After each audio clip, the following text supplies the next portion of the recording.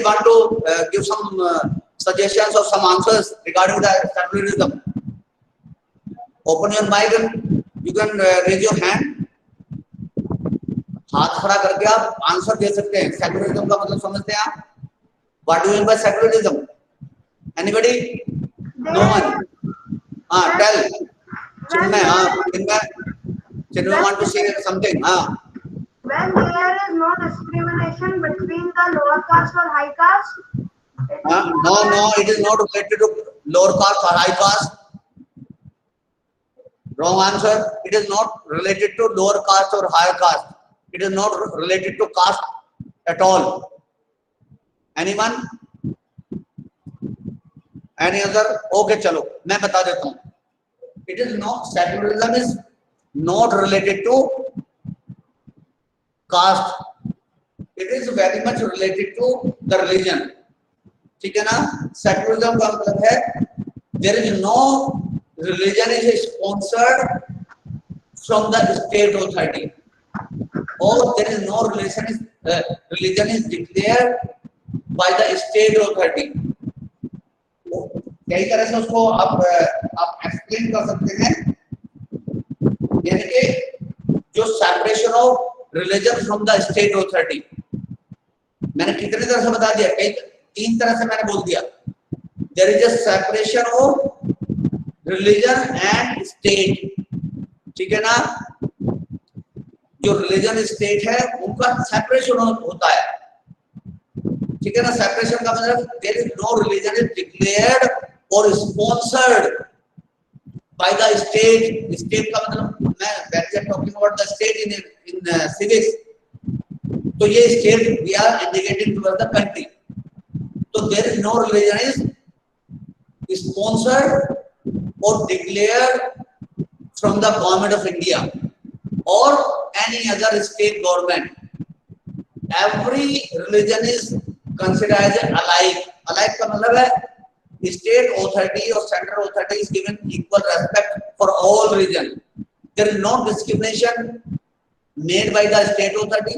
There is no discrimination made by the central authority as per their religion. Every religion is having the equal importance, and they are free to practice their own religion by their own way. ठीक है ना? अभी मैंने और point बता दिए इसमें, यानी कि there is no sponsored religion from the central authority or state authority. पहली बात तो ये है, and they are not going to declare or announcing so and so religion is our national religion.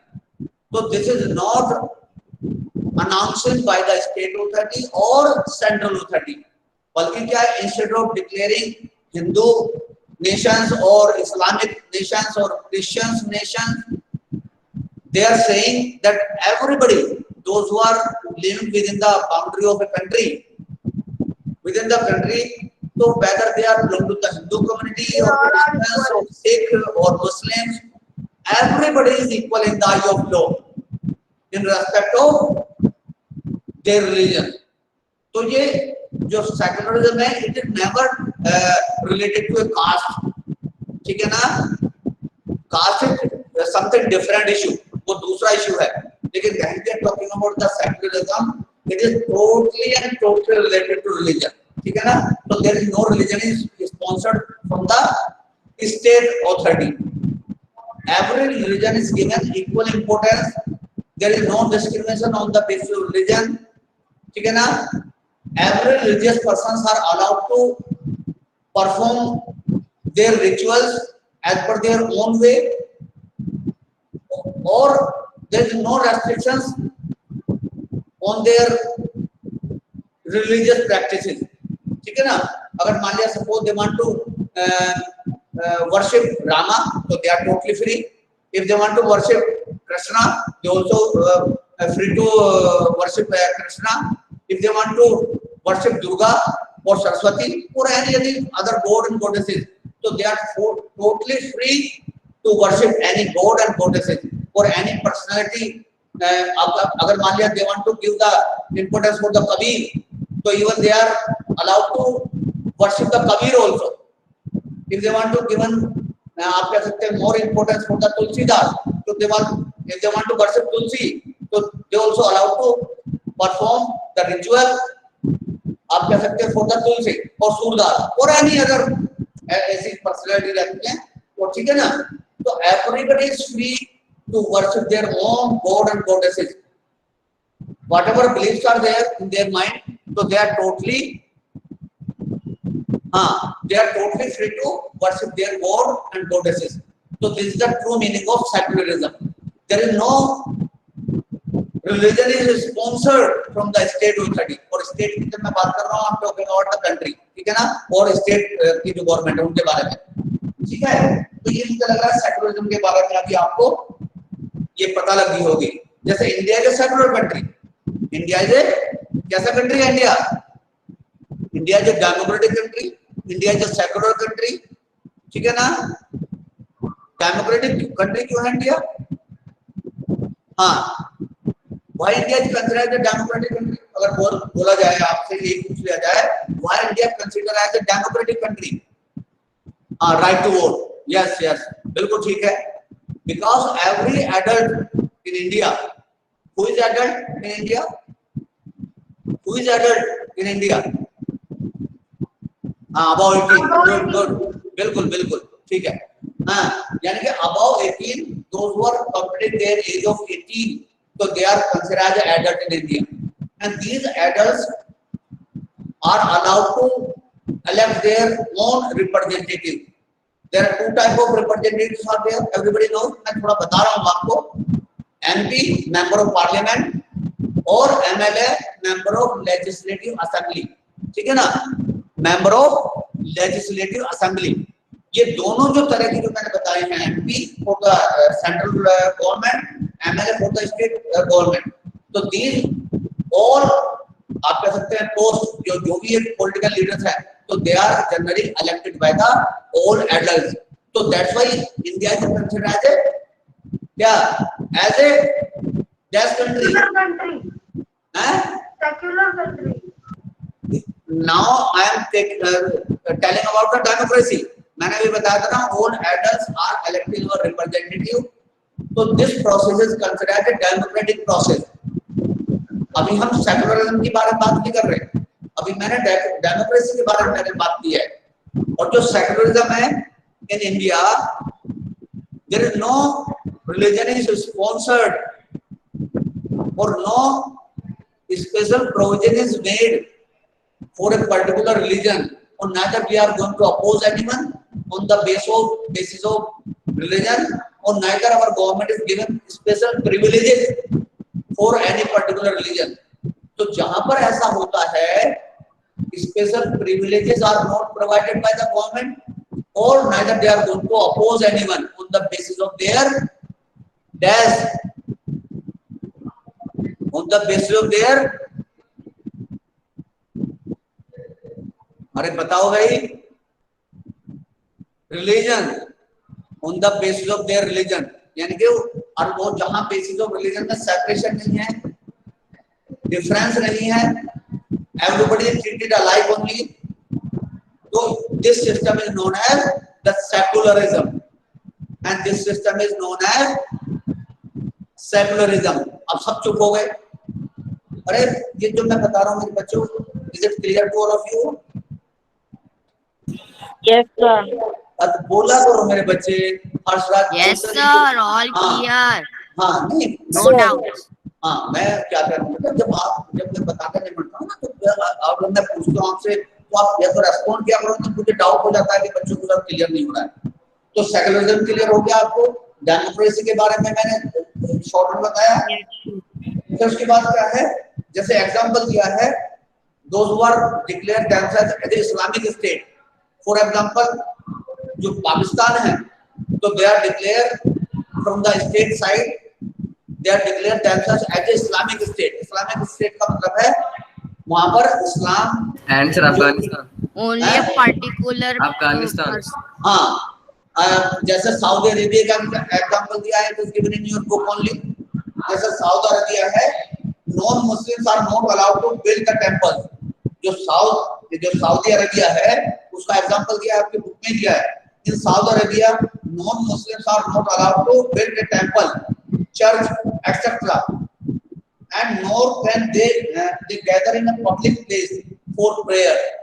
यानी कि सऊदी अरेबिया में क्या है, those who are not belong to the Islam or other than Muslims, so these people, whether they are Hindu or Christians or Sikh or any other community other than Muslims, so they are not allowed to make their worship places, even church, gurudwara, temples. So these people are not allowed to make their temples, gurudwaras or church in Saudi Arabia. ठीक है ना? तो this type of restrictions imposed by the the government of Saudi Arabia. ठीक है ना? तो non Muslims are not allowed to worship their god and goddesses at a public meeting, यानी कि कहीं किसी कॉमन प्लेस पे वो जाकर के अपने प्रार्थना या अपने प्रेयर परफॉर्म नहीं कर सकते. ठीक है ना? But in India everybody is allowed to worship their own god and goddesses.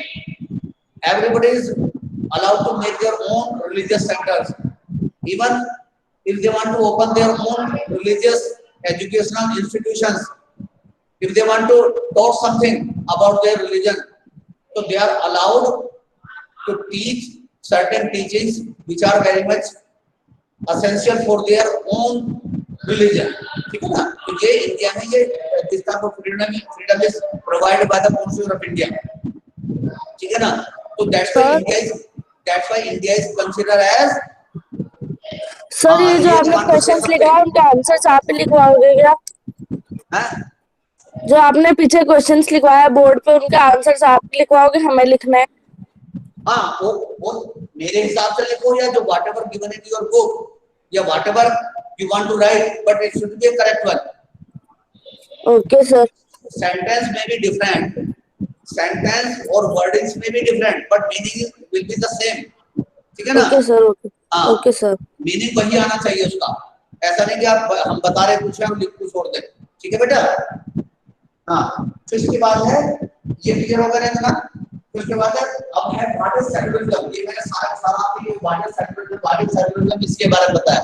और whatever material is given in your book, I am going to read out some points from your book only. अब देखो यहाँ पर है, in the previous chapter you read about the how the Indian Constitution contains the fundamental right that protect us against the state power as well as against the power of the majority.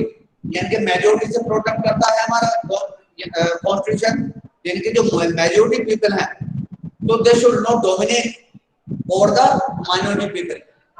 जैसे for example मैं class का example दे रहा हूँ, ध्यान से सुनो. जैसे in a particular class, suppose with two genders are there, some girls are there, some boys are there. Then suppose out of 40 total strength is there. मैं एग्जांपल बना रहा हूँ सिंपली, ये लिखने लायक नहीं है, लेकिन मैं we want to clarify in a more better way. जैसे 40 स्ट्रेंथ है पूरी क्लास की, और वहां पर मान लिया 40 में से 30 गर्ल्स है. Out of 40 there are 30 girls. If they want to dominate over the boys, so it is a wrong method. It is not a democratic method. If they want to dominate over the boys, because they are in large number, but those who are in large numbers, if they want to dominate the small group, जैसे मैंने यहाँ पर बताया जो girls हैं they are 30 out of 40 and 10 जो है they are boys only. अगर मान लिया वो dominate करना चाहे उनके ऊपर, तो it is a wrong method, it is a wrong way to dominate by the girls over the boys. Vice versa, मतलब उल्टा समझ लीजिए इसको. हाँ, अब उल्टा समझ लीजिए इसको. Just opposite, we can take this particular example. If there is a boys out of 40, 30 boys are there and 10 girls are there in a particular class. If boys are, आप कह सकते हैं, want to dominate over the girls, so is it correct or wrong? Is it correct or no or wrong? Say something. दोनों example में मैंने बताया ना पहले एग्जांपल में बताया था, girls are in dominating position, they are in large number, यानी कि मेजॉरिटी में है, और जो बॉयज है they are a small number, minority में है। अगर वहां पर गर्ल्स अगर उनको डोमिनेट करना चाहे तो is it a good practice और इट इज आपका बैड प्रैक्टिस? किस प्रैक्टिस में आएगा? अरे बोलो भाई, अरे bad practice. Bad practice, yes, यानी कि those who are large number, so they should not dominate over the minority, those who are in less number, ठीक है ना? तो बैड प्रैक्टिस में आ जाएगा। तो इसीलिए इंडिया में क्या है, जो इंडियन कॉन्स्टिट्यूशन है उसमें क्या है, जो स्पेशली जो इंडियन कॉन्स्टिट्यूशन है, it's allow individuals the freedom of to live by their religious belief and practices as they interpret the, यानी कि जैसे वो वर्शिप करना चाहते हैं, how they are going to practice their own religion, how they are going to worship their god and goddesses, and still they are allowed to make their own temples, church, gurudwara, mosque, ठीक है ना? तो there is a freedom. तो secularism refers to this separation of religion from the state. ये बहुत छोटा सा इसमें क्या किया है, ये आपका डेफिनेशन दी है। It is given on page number 19, last line में है, लास्ट लाइन में 19 पर। Secularism refers to this separation of religion from the state. बहुत छोटी डेफिनेशन दी है, कंप्लीट सेंस उसमें आ रहा है, ठीक है ना? I am repeating once again, it is given on page number 19, secularism refers to this separation of religion from the state. और जब ज्यादा नंबर का आएगा तो you can add some more examples. जैसे in secular countries that state should not discriminate among its citizens on the basis of religion. It should neither encourage or discourage the followers of any religion. बिल्कुल, very good. Who is talking? Alia. Yes, sir. हाँ, yes, good, correct answer. ठीक है ना? Yes, very good answer, ठीक है? ये बिल्कुल जो आपने बोला है ये करेक्ट है, बिल्कुल ये सारे पॉइंट आप लिख सकते हैं उसमें, ठीक है ना? फिर उसके बाद आता सेकंड, जो सेकंड जो आपका इसमें पॉइंट है, why is it important to separate religion from the state. ये सेकंड वाला जो है, ये कॉलम दिया है आपके पेज नंबर 20 पर, why is it important to separate religion from the state. अब क्यों अलग होना चाहिए इसमें? Sir, may I answer? हाँ, बोलो बोलो। You want to say something? Tell. Yes, sir. Yes, tell. Sir, may I answer? Why not? The most important aspect of separation is its separation of religion from state power. बिल्कुल ठीक है, yes yes, बिल्कुल ठीक है। यानी कि state power does not dominating over the religious matters, ठीक है ना? यानी कि रिलीजियस मैटर के ऊपर स्टेट जो है आपका अथॉरिटी है, they should not dominate over the religious practice और द डिफरेंट रिलीजन्स, ठीक है ना? इसीलिए ये सेपरेशन होना जरूरी है। और ये क्या दिया है, have discussed about the most important aspect of the secularism is its separation of religion from the state power. This is important for the country to function democratically. यानी कि अगर मान लिया इसको ये डेमोक्रेसी की क्या है, it is a special feature of democracy. अगर मान लिया हम we are not providing the equal opportunities for the all sectors of society or all religious group of people, so it is just against of the democratic approach. यानी कि democratic approach की वो total क्या हो जाएगा, against हो जाएगा। It will be considered against of the democratic system if you are not providing the freedom of all religious groups, तो it is against of the democratic system. एक तरह से वो डेमोक्रेटिक सिस्टम के अगेंस्ट काम होगा, ठीक है ना? Sir, what is the answer of second question in book? Please tell. हाँ, वो बाद में देख लेंगे, क्वेश्चन को देखेंगे अभी इसको क्या दिया है उसमें, ठीक है ना? तो उसके बाद है another reason that is it is important to separate religion from the state in democratic society is because we also need to protect the freedom of individuals to exit from their religion, embrace another religion. Embracing मतलब उनको कुछ बात करके या उनको टाउंटिंग करके हम दूसरे रिलीजन के ऊपर कुछ नहीं कह सकते. Nobody is allowed to say something bad about the different religion. It is totally banned by the Constitution of India. यानी कि हम किसी को अच्छा नहीं कह सकते तो किसी की हम बुराई भी नहीं कर सकते. जितने भी गॉड एंड गॉडेसेस हैं, जितने भी आप कह सकते हैं वर्शिप पर्सन्स हैं और जितने भी अवतार हैं हमारे, तो nobody is saying that we should fight with each other. कोई भी रिलीजन ऐसा एजुकेट नहीं करता है. We should not fight ऐसा बोलते हैं. We should not fight. We should give equal importance for each and everyone. Human beings are alike only in the eye of God and goddesses. Whether they are from the Muslim gods की बात करें या Hindus में बात करें या Christians में बात करें या सिख कम्युनिटी में बात करें या बुद्धिज्म में बात करें या जैनिज्म में बात करें, यानी कि every religion is saying that everybody is equal. Everybody is having the equal right to worship their own God and goddesses, or they are allowed to worship their own way.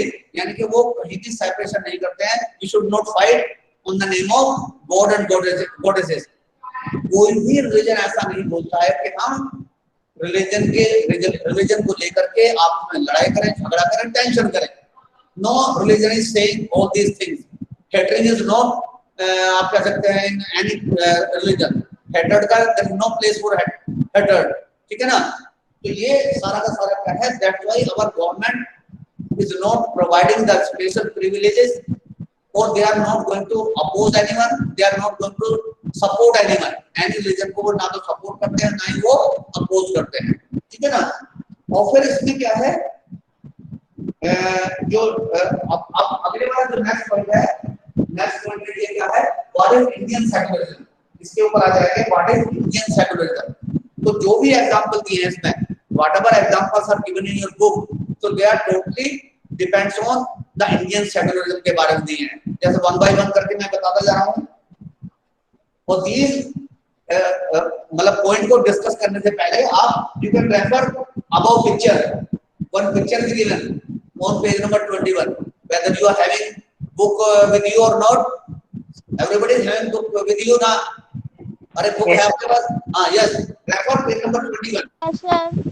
One picture is given. I am showing on a screen. One picture is given. दिखाई दे रही है? Yes, sir. हाँ. Yes, sir. So you Yes, sir. can take example from this particular picture. First one is masjid is written in Hindi. Another mandir is given. Then उसके बाद gurdwara is given. Then उसके बाद we all का मतलब some इसमें Hindus are there, some Sikh community peoples are there, and some Muslim dress up यानी कि dress material दिए. ये जो दिए हैं ये सारे के सारे जो ये आपका ये जो पिक्चर में दिए हैं, and they are hugging together, यानी कि एक दूसरे से वो क्या कर रहे हैं? हग कर रहे हैं. तो इसका मतलब क्या है? they are living in a harmonious manner. Harmonious का manner का मतलब है यानी कि there is no dispute at all among the Indians. Every Indian is alike only. यानी कि हर एक इंडियन को हम एक साथ रहते हैं, एक दूसरे की जो रिलीजियस प्रैक्टिसेस हैं उनकी रेस्पेक्ट करते हैं, and we are not saying any bad words towards their religion. यानी कि किसी के अगेंस्ट हम कुछ नहीं बोल रहे हैं, किसी को ना तो ज्यादा हम अब्यूजिंग वर्ड निकालते हैं ना, and we are living in a harmonious manner. यानी कि हम in a peaceful manner we are living. ठीक है ना? तो यहाँ पर रह रहे हैं, यहाँ पर मस्जिद दिया है, मंदिर दिया है, गुरुद्वारा दिया है, और we all Indians, यानी कि we are living with harmony, यानी कि with peaceful manner. We are ready to give the respect to each and everyone. यानी कि हम एक दूसरे को रेस्पेक्ट करते हुए, एक दूसरे के प्रैक्टिस को रेस्पेक्ट देते हुए, तो we are living. ठीक है ना? तो इंडियन डेमोक्रेटिक सिस्टम के बारे में बहुत सारे पॉइंट्स हैं. So many points are given. Especially 3 points are very important. I am going to read out all these 3 points from your book itself because they are given in a perfect manner, सीधा सीधे दिए हैं, that one religious community does not dominate another. एक तो क्या सबसे पहला दिया है, that one religious community does not dominate another. जैसे मैंने बॉयज और गर्ल्स का एग्जांपल दिया था, एग्जांपल मैंने क्या दिया था, आपकी क्लास का एग्जांपल दिया था, मतलब मेल फीमेल के ऊपर डोमिनेट नहीं करेंगे, और फीमेल जब मेजॉरिटी में है तो they are not going to dominate the boys, ठीक है ना। तो जैसे मैंने एग्जांपल दिया था, यहाँ पर आप you can take the similar example in religious matters. If there is a domination of Hindus in India, तो हिंदू क्या है, डोमिनेट का मतलब क्या है, they are in large number, लेकिन still they are not trying to dominate the Muslim people, or they are not trying to dominate or the Christians, because it is आप कह सकते हैं सेपरेशन, यानी कि equal treatment for entire religious practice people, यानी कि जो equal treatment है, it is provide by the constitution of India, यानी कि किसी को हम एक दूसरे को अपोज नहीं करेंगे, डोमिनेट नहीं करने की कोशिश नहीं करेंगे।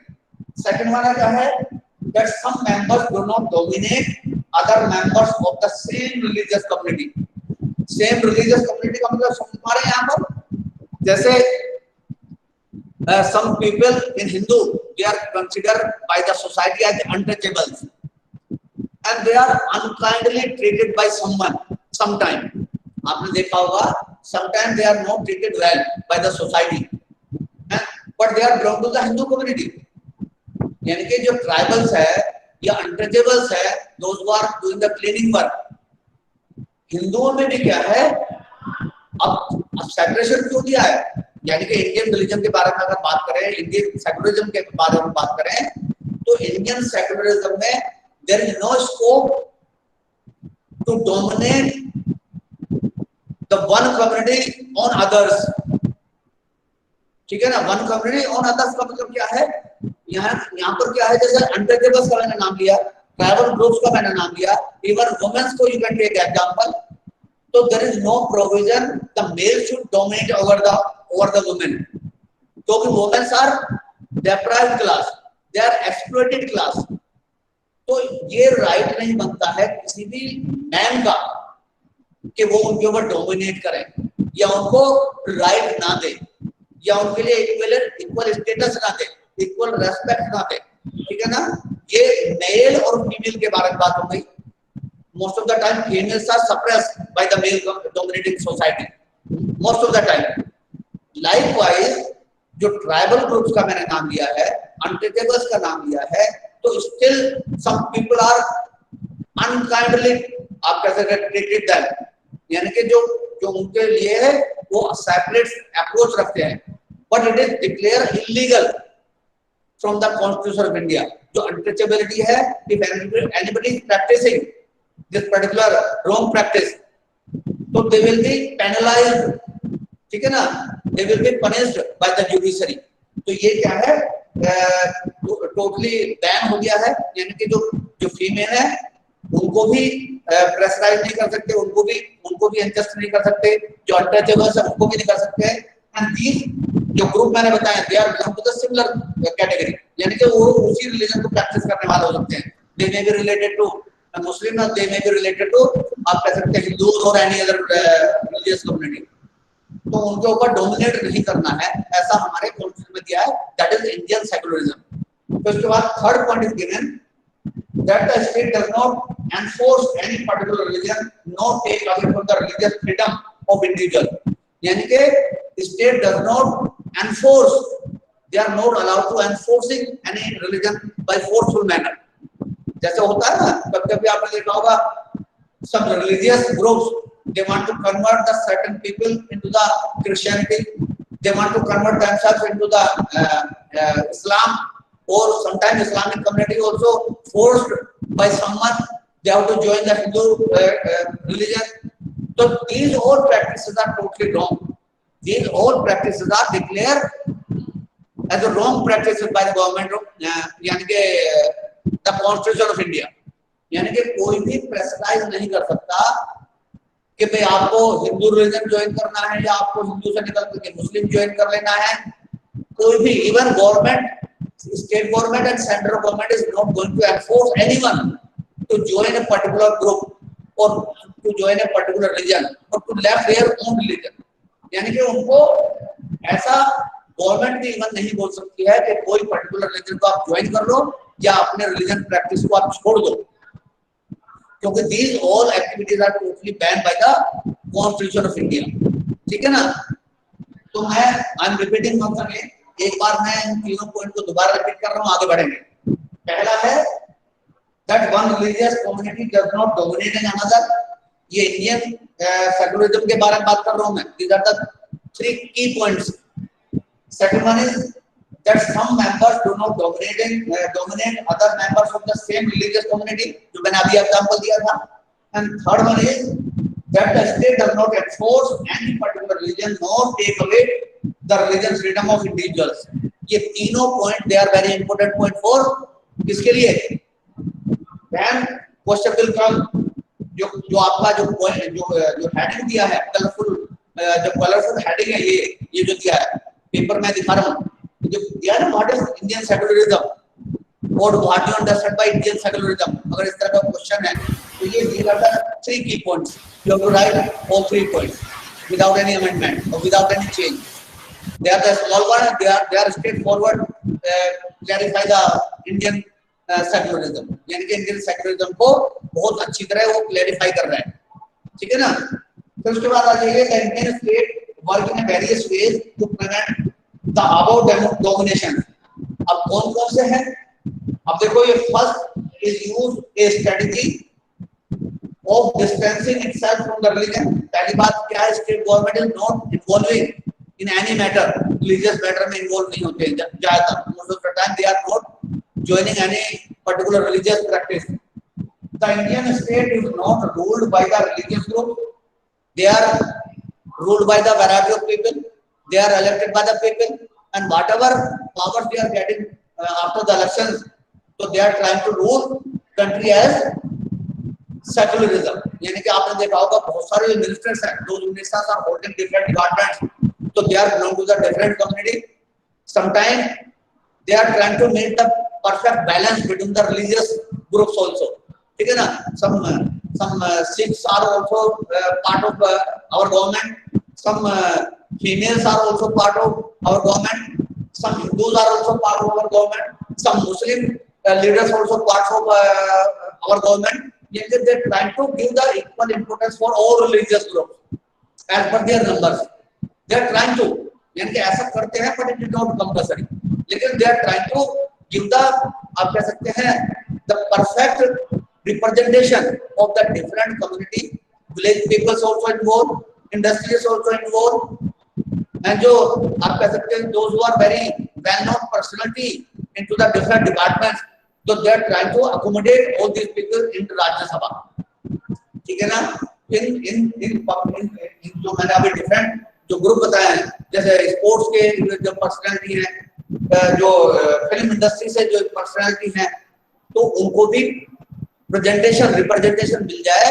तो दीज पर्सनैलिटीज आर जनरली जो 12 मेंबर्स हैं, आपको याद होगा, how many members are nominated by the president of India for Rajya Sabha? बताओ जरा, who is having answer of this question? Anybody want to answer this particular question? How many members are nominated by the President of India for Rajya Sabha? पता है किसी को? 12 members. लिख लो इसे. How many members are nominated by the President of India for Rajya Sabha? I am talking about the Rajya Sabha. Rajya Sabha is a keyword. And how many members are nominated by the President of India for Lok Sabha? Anybody is having answer for this? लोक सभा के लिए लिख लो, nominated by the president of India, 2 members for Lok Sabha. 2 members are nominated for Lok Sabha. I am talking about. हाँ, लोक सभा के लिए 2 member. राज्य सभा के लिए how many?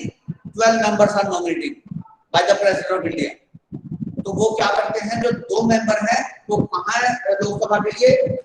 क्योंकि पारसी कम्युनिटी है, ठीक है ना, जो बहुत कम नंबर में है, they are very less number. Anglo Indians, they are again very less number. तो Anglo Indian and Parsi communities से जो है ये these two members are nominated by the president of India to give them the representation। और जो आपका मैंने अभी बताया है जो आपका मैंने अभी